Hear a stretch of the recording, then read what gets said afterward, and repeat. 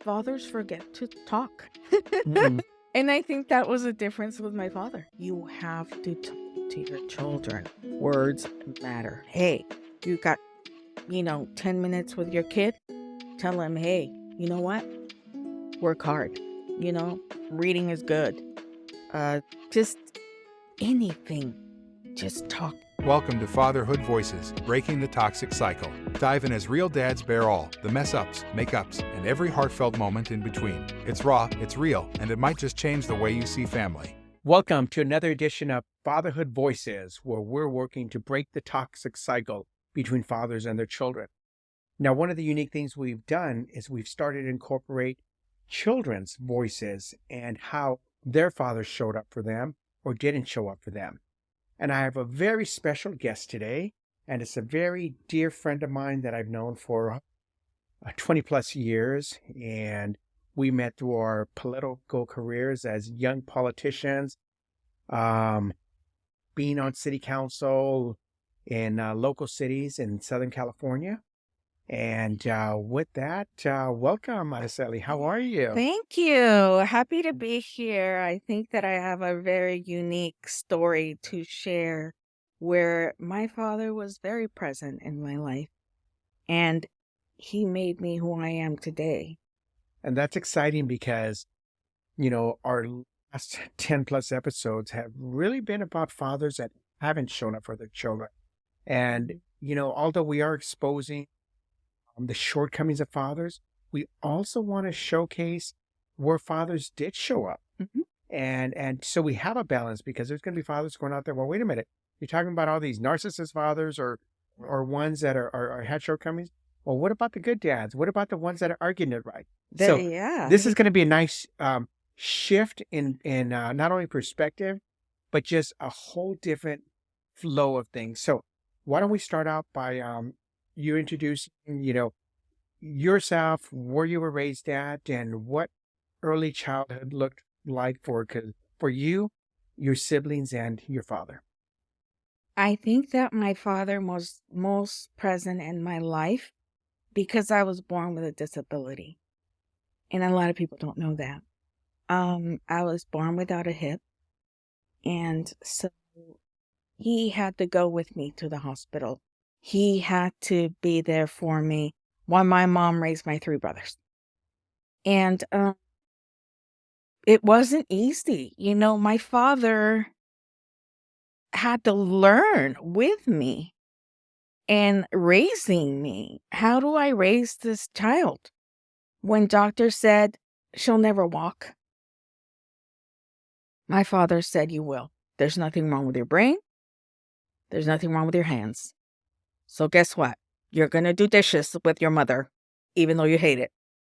I'm going to teach you how to change a tire, even though you don't want it, And he pushed me and pushed me and pushed me. And, now that he's gone, it's hard. Because I want to be able to talk to him about what I'm going through as an adult. After he died, after he raised this strong girl in politics, I got elected to office at 19 years old, like you, Edward. And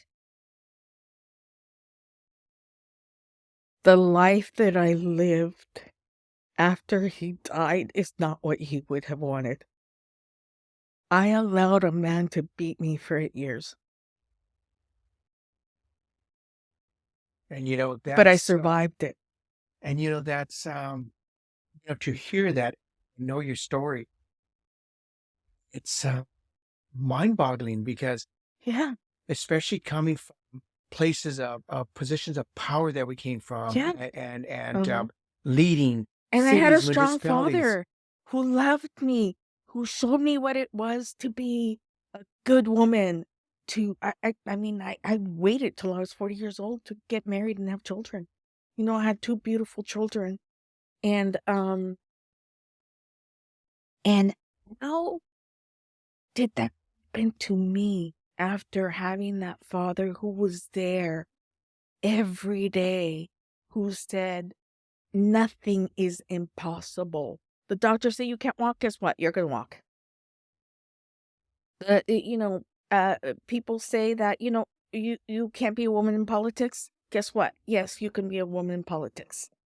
You can be an entrepreneur. Oh my gosh, he dragged us to so many of his entrepreneurial escapades, I guess I can say. I mean, we sold blankets, we sold furniture at the swap meet. I translated for him. I had to learn how to do all because he didn't speak very good English. How the heck does a man who came to this country, worked in the Anaheim orange groves, and as an immigrant, and the I will forever remember the last memory I have of him. We're sitting at the balcony of our condo in Mazatlan, Mexico. And we're smoking cigars and drinking beer. His girl, okay? His girl, sitting on the balcony, smoking cigars and drinking beer. He says, if somebody would have told me that this was going to be my life, I would have said, you're crazy. There's no way. I remember my dad telling me stories of not having shoes and chopping wood. And he had a very strong work ethic. He never gave up. And he didn't want me to give up either. Because guess what?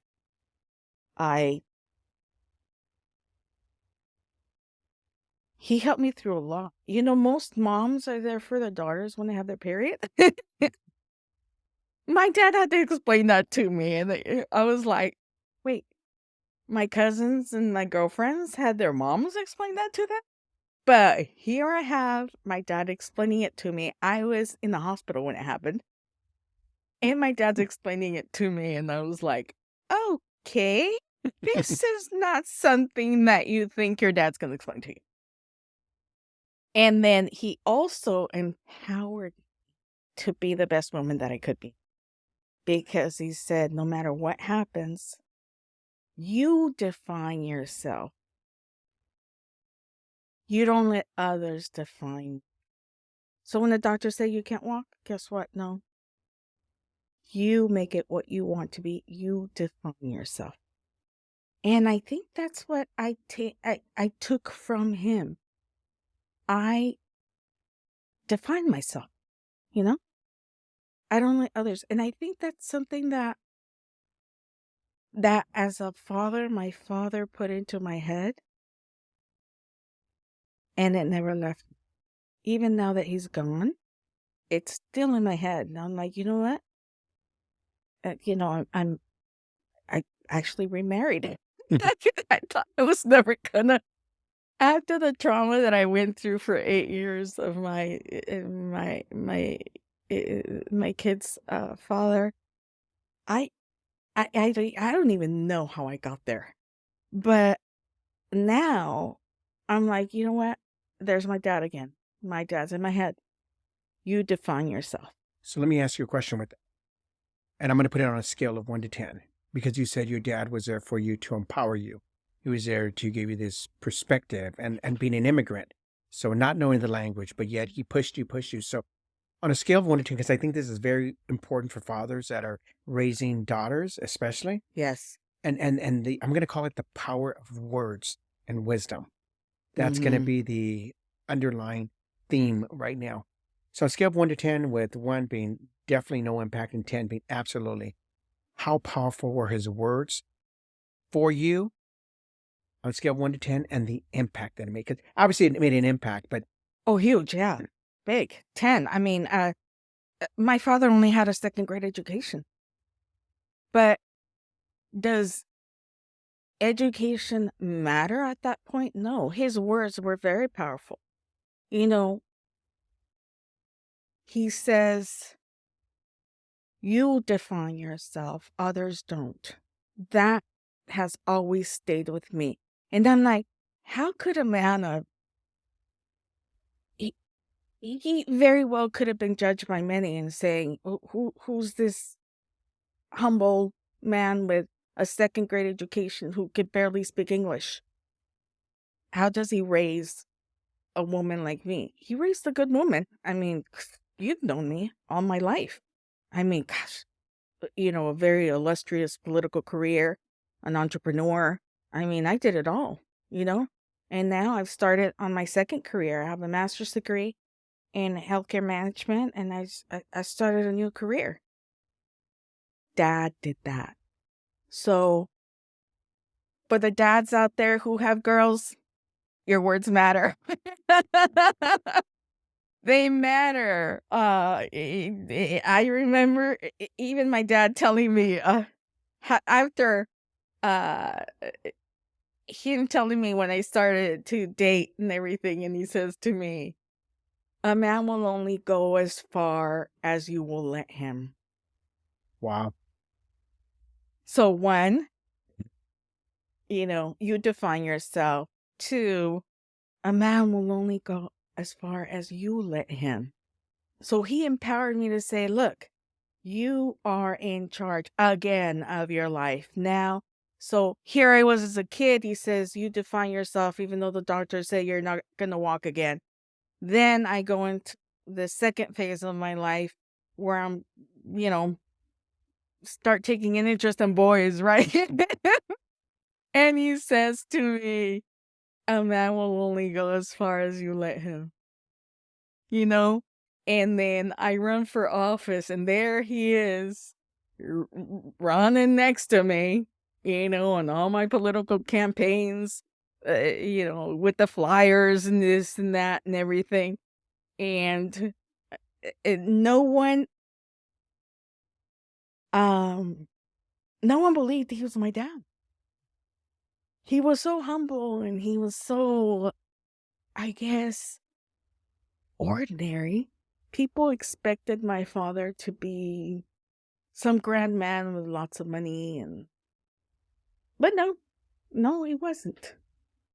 He was your ordinary, everyday guy who cared about his daughter. And he followed me around everywhere. And he did whatever he did. And I remember when I got older, by this time I was in my 30s, and I was already a business owner. And he says, I'm not going to go with you. I'm not going to go with you anymore. And I said, why, Dad? He says, because he said he was embarrassed of who he was. And I was like, Dad, why are you embarrassed? I'm not embarrassed of you. I love you, and I'm very proud of you. And he said, the people you are around now are not the people that I need to be around anymore. And it made me sad because I was proud of my father. I was proud of who he made me. And he felt embarrassed. My father's like, these people are too rich and too big for me. And I said, no, Dad, they're not too big for you. You're my father. You made me. And in my 30s, my father felt ashamed. And I need to put this in context. Can I say the city that you were involved in politics? Oh, absolutely. Okay, so it was in Cudahy in Southern California.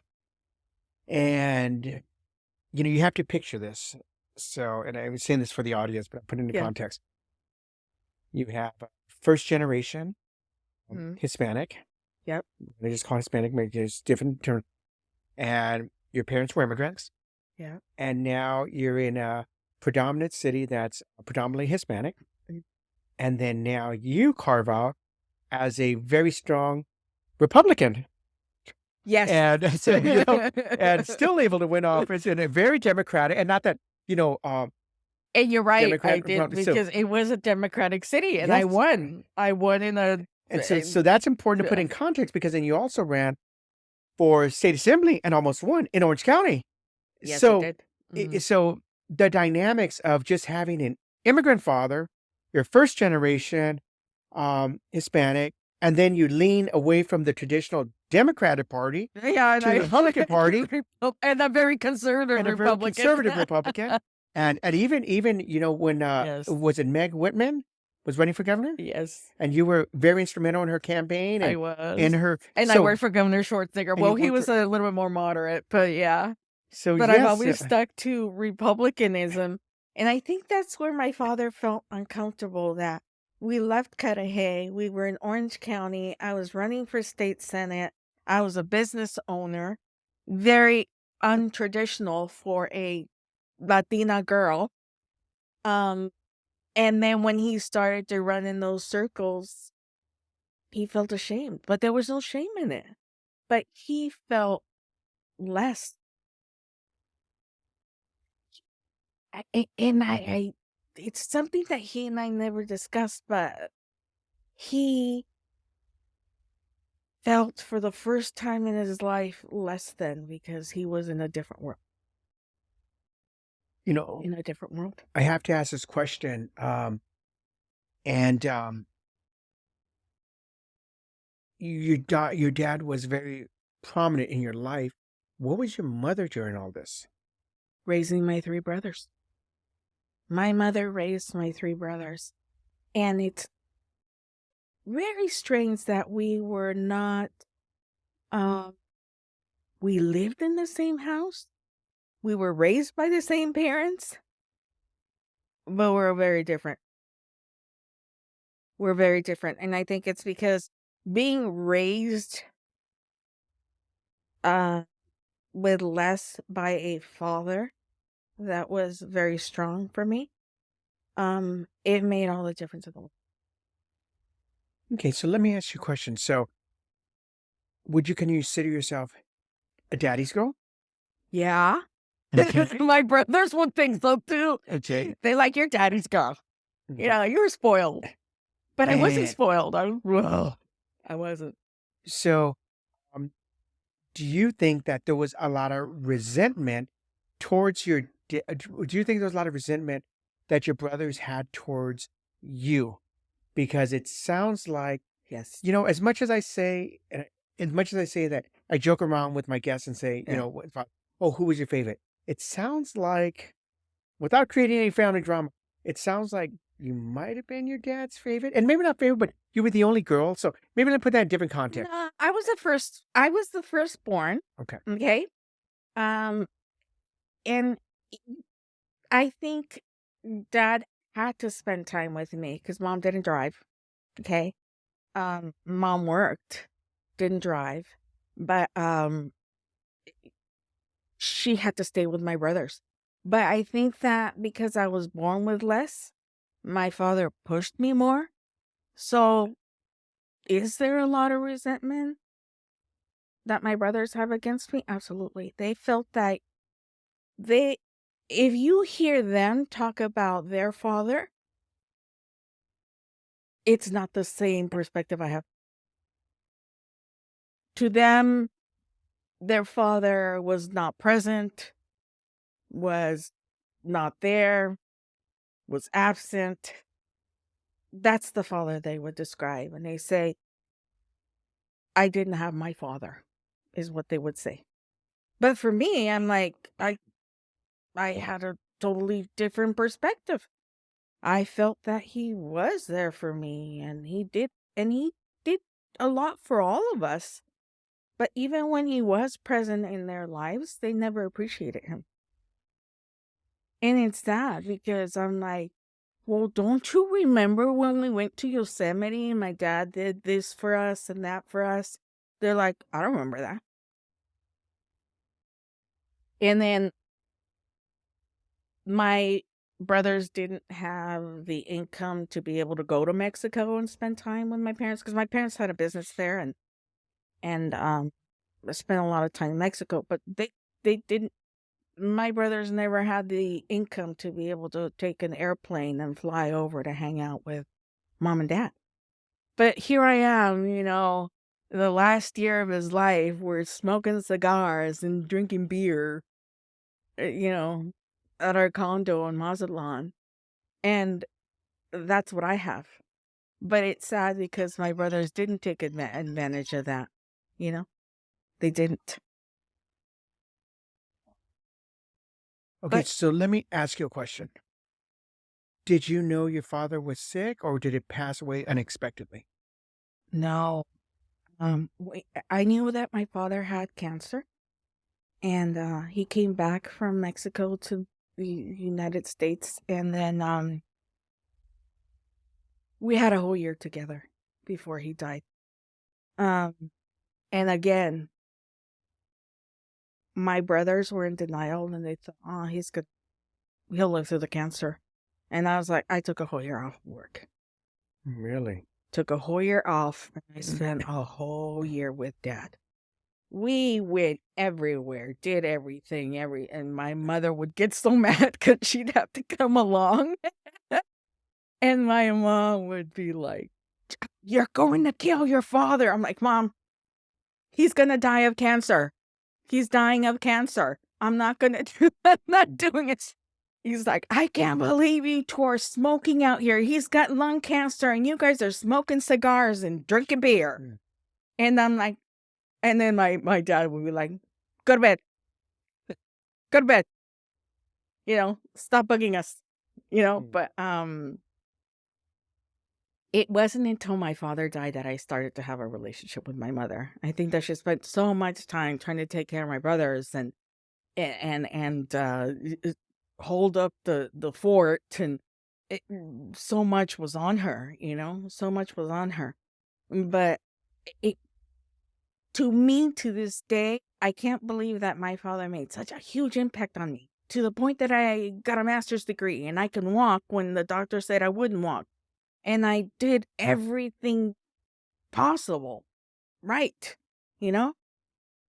And my brothers they never left the barrio. To them, the person that I depict as my father, to them is not the same father. And I'm like, how could that be? And that's what's sad to me, because now that he's gone, there's a lot of regret from them. Because I didn't believe he was going to be gone. I knew my days with him were numbered, and we talked, we laughed, we did crazy things together. So, you did something that most people wouldn't do, and that's take the time off and just embrace that final year because you knew it was coming. You knew how serious it was. So, Yeah, yeah. are there any regrets that you have of things you could have, should have done before he passed? Are there No, any? there aren't, Edward. And there aren't, because I think he gave so much of his life to me that I felt I needed to give part of my life to him. And at the end of his days, he said something he had never said to me all my life. And he said, "I'm so proud of you." So he gave me so much wisdom, but he never said he was proud of me till he felt ashamed. And then at the end of his days, he was like, "I'm proud of you." Like he felt he raised something good. But he never said that to me all of my life growing up. He What? pushed me. He pushed you. He encouraged me. He made me believe in myself. But he never said that to me until the end of his life. Why do you think that happened that way? If he was so encouraging, he pushed you, he motivated you, what do you think held back that sentence, "I'm proud of you," and it waited to the very end? Because this is something that fathers don't do. They don't say, I'm proud of the children. Uh-uh. And it usually happens at the end when they're on the deathbed, or it Yeah. doesn't happen. Yeah. What do you think caused him to? Because he did, it sounds like he showed up, he did everything else. But just that one most powerful moment, he saved it to the end. Why do you think that's the case? I don't know, but I think it's very important that fathers do say that. Maybe he felt finally like dad finally felt accomplished. I feel like, remember, there was this, he pushed me, pushed me, pushed me, pushed me, give me all this wisdom. Then he felt ashamed. And at the end of his life, he said, I love you. And maybe he felt accomplished. I think that fathers don't need to wait till they feel accomplished to say, I'm proud. They need to let it out and let the girls know, because girls need their fathers. But maybe if I had heard those words before my life, I don't know. I just, I couldn't believe that my dad waited till the very end to tell me that. So your dad was there for you. He showed up for you. Yeah. But it sounds like, and everybody's perception is a reality. So I'm Yeah. just going to use your brothers, and we can't speak for them, but in their minds, and it could be true that your dad didn't show up for them because he was focused on you because of not having the hip, Yeah. and then your mom stepped in. So Yeah. looking back now, what do you think, because you were the receiver of his Yeah. love, of his gift of wisdom and so forth, and your brothers weren't. So what do you think your dad could have done differently to at least have some balance? Because if they're all saying you're painting this picture of dad one way and we have a totally different perspective, Yeah. then there's some truth to that. Yeah, One there is, is. yeah, maybe the gray area. Two, but three is like, wait a Yeah. minute. Okay, so what could he have done to have a little more balance? Well, you still don't lose that relationship you had with him, but that he could have showed up for all the kids, because this is a common denominator. This happens Yes. in a lot of families, especially Yep. when it's the daughter. Mm-hmm. And then the boys usually get the brunt end of the stick because, Yeah. they got to be the strong ones and can cry and, do the Yeah. labor. And then the girls, coddled more. So I think it goes both ways. I think if my brothers would have wanted their relationship with my father, if they would have asked for it and not gotten into drugs and bad relationships and everything, they could have had him. But they didn't want him. Was my dad not there for him? Oh no, he was there for them. But they didn't want it. They didn't want it. And I think it's important that when you're a father, that there is a balance. If you do have other children, you have to spend the same amount of time and with the other children as well. You can't hold on to the weak one. I was the weak one, but then he made me strong. But if you're a father, you have to be able to create that balance so that those kids don't run off and choose bad relationships because they're not going to have it. So looking back at your childhood, share with us a memory that sticks out in your mind of something that just encapsulates your childhood and your father. Tell us a memory or an experience that you just think about and is like, yeah, this is what my childhood was about with my father. When you made me change a tire. I- I couldn't walk. I was in the wheelchair. And he made me change a tire. And I was like, no. Are you serious? He says, yes. Because guess what? You're not crippled. And I remember coming home feeling crippled because kids were teasing me. Kids were always teasing me because I couldn't walk and I walked crooked. I, you know. And when he made me change a tire, I was like, no. He says, no, there's nothing wrong with your hand, son, and there's nothing wrong with your brain. You're gonna change this tire because you can. And I was like, I guess it was his way of saying, no, you're not disabled. Wow. But that's the one moment that sticks out with my dad. And then in his end days when we were smoking cigars and having beer, at the end of his days. And my mom's like, you're going to kill your father. I'm like, he's dying already. And he would tell the same thing to my mom. He'd be like, I'm dying. Let me at least have a beer and a cigar. I can't get lung cancer. I already have it, you know? But he was always so positive like that, And and my mom would always just be just nagging him. But they got along really good, Hmm. They were a good couple. Um, and I don't know what happened to me after he died. I I failed at something. Um, I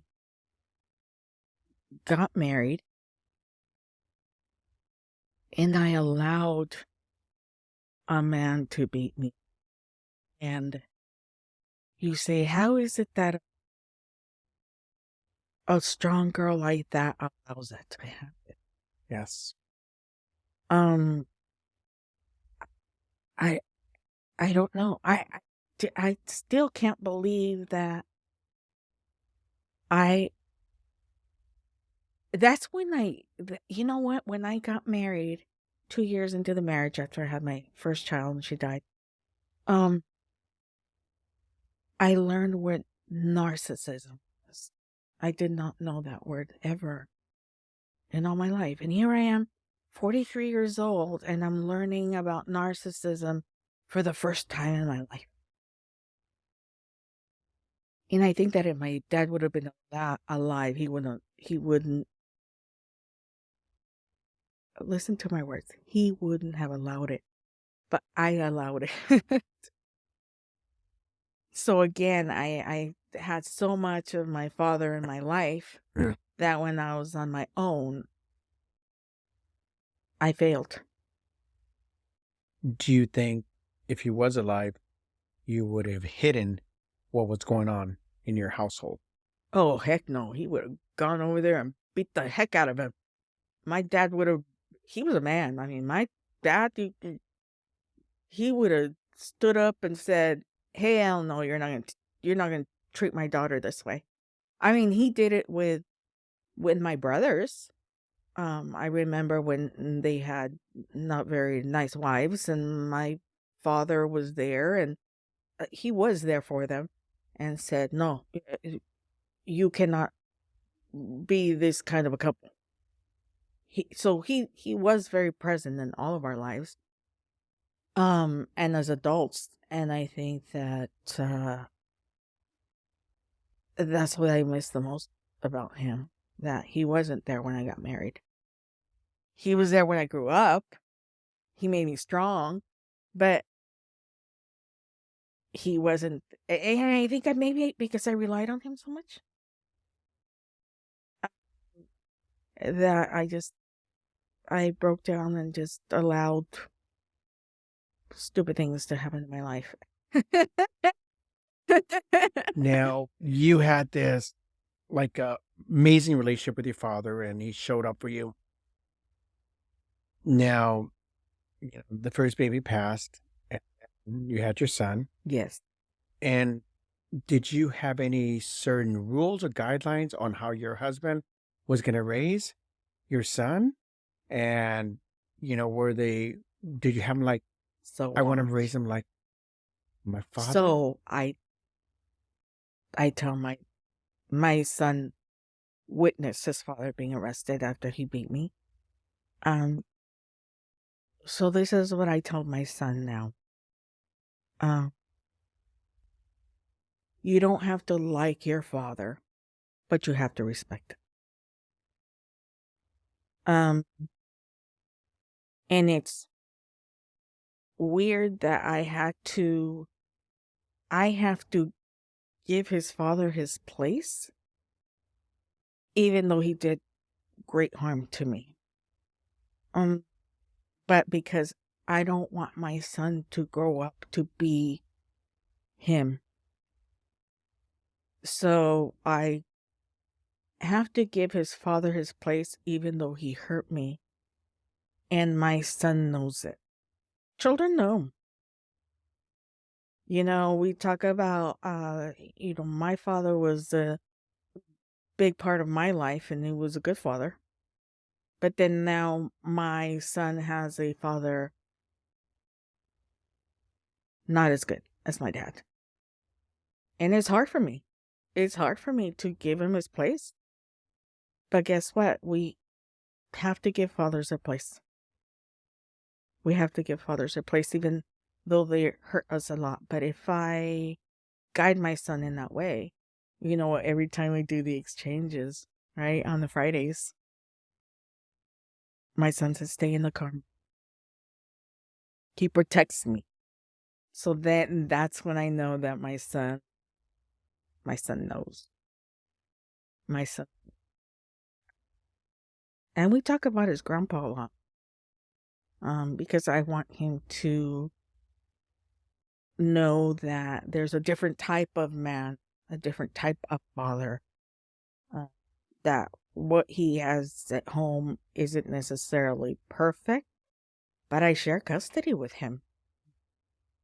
But it starts now. He's 10. And I want him to know what a good father looks like. I talk to him about my friends, like you're a good example. My current husband is a very good man. He's a good father. He's very loving. So he sees that, you know? So the father figure is very important, like very important in a life. And you can't run away from it. So does my son have good examples of fathers? Absolutely. And his stepdad and my brother who passed away, his Uncle Miguel was everything to him. Uncle Miguel took care of him. But Uncle Miguel was he is very much like me, which is funny because he's the middle child, so he had a lot of the qualities that my dad had. So he kind of, I guess my brother Miguel took on my dad's role. When my husband threw me down the stairs and I broke my clavicle, my right arm, my brother jumped in, you know, uh, and said, you know what, I don't, leave her alone. Says, I don't care if I have to go to jail, but he stepped in and he had just had a heart attack and he stepped in. So, he had a lot of my dad in him. Fathers are important. Fathers are very important, and not all of them are perfect. I mean, I feel I had a perfect father, and he was present in my life. But I see what my son's going through. It's hard to see that because I have to accept. Let me ask you a question about co-parenting because this is going to be from this perspective of the mother. Okay. So it sounds like the co-parenting with your ex-husband has been challenging, and we're not Oh going to boy. take sides because there's two sides to every Yeah, story. gosh, I But what know. we are going to do is just give the perspective of, from the mother of a child and how when a father shows up and if there's toxicity or if there's, not mutual respect and so forth, how does that impact the child? And this is important because there's a lot of co-parenting relationships right now Mhm. there's a lot of toxicity, and a lot of Mhm. times the parent, whether it's the mother or the father, uses a child almost as a tool to hurt the other. So, what advice would you give to fathers that are going through this? I'm just going to call you a Yes, victim at this yes, point, yeah. and then also, and then I'll change it up a bit. But what would But you tell them? How the impact it has on? I was raised strong enough to know that a father is important in a child's life. A father, I had to give up a lot. Okay. I had to own up to the situation. And as much as I have these feelings of resent and pain from my son's father, I became the better person. And I said, I need to allow him to have a father because it's not about me. It's about my son. Now, if I don't allow, if you don't allow the father to be a father, then what example do you give your son? So at some point, you need to put all that emotion aside, be strong, and say, you know what? We had this kid together. You know, he and I may not get along, but guess what? My son needs to be able to get along with his father because children need their fathers. Children need their fathers.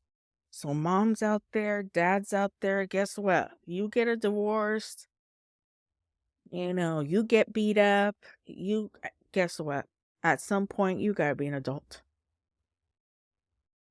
And Edward, you know how toxic my relationship was with my ex-husband. So has it been easy? Heck no. But you need to allow a father to be a father. And that takes a very strong woman to do, to separate that, Oh, to heck know yeah, that. because when you carry that kid in your tummy for 9 months and you go through the labor pains and you deliver that baby, oh, heck yeah. You have to be, but you know what? I think that came from my dad. You got to be the bigger person. You got to be the bigger person as much as it hurts you. And that's the power of father. And so, were there days I wanted him to die? Yeah. Were there days that I just like, oh no, I'm hurting because he beat me up so bad. But he stays at home with his dad during the week because his father's disabled, so he gets to stay at home and take him to school. And I chose him to go. I waited 10 years for my son to get into the school. It's a charter school up in the Apple Valley.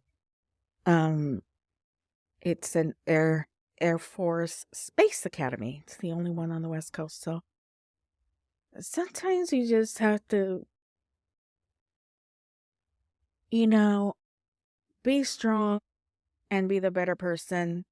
And as hard as co-parenting is, put it all aside. Do what's best for the child, not what's best for you. And guess what? I was able to move on with my life and I remarried. So moms, dads out there, Mhm. be the better person. Do what's best for the kid. And Wow. stop fighting. Stop fighting. You're not getting along, so what doesn't mean that you have to create more scars on your children. So, well, this has been very powerful. As we start to bring this episode to a closure, are there any last minute things you want to touch on and that you want to speak about? And if not, the parting question I'm going to have for you is, because your dad showed up and was a very influential person in your life, wisdom, motivation, challenging you on your disability and letting you know that no, people said you weren't going to walk. Doctor said, he said, no, you are going to walk. The party message is going to be, what can you tell other fathers, especially that have younger children, how to show up and be a spitting image, and then I say that loosely, of how your father showed up. Be there, listen, offer advice, and your words matter. Words matter. So, fathers out there, words matter. Don't yell at them. Don't degrade them. Your words matter.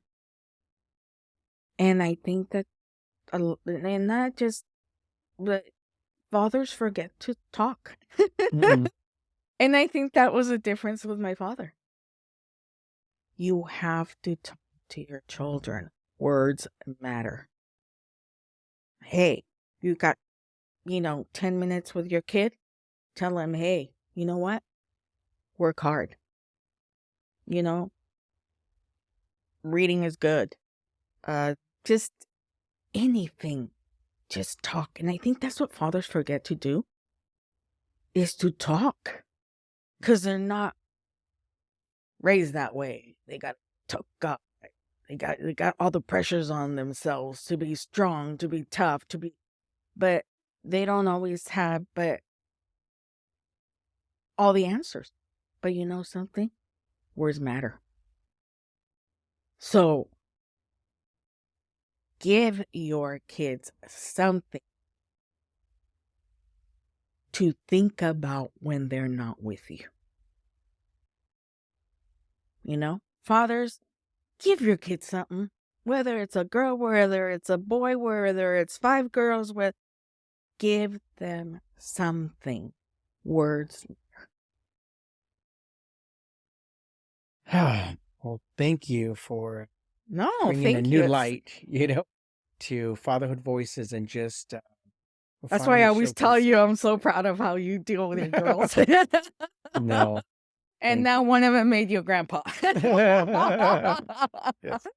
and But your it's words matter. Your yes, words I do. absolutely. And that's a wrap for Fatherhood Voices, where we're breaking the toxic cycle, but also where we're rehashing stories of now fathers that showed up, were present, and shared words of wisdom that had an impact on Araceli's life as she fought with what others thought was a disability, but I think was just her motivation for her to strive, excel, and succeed in entrepreneurship, family, and in politics.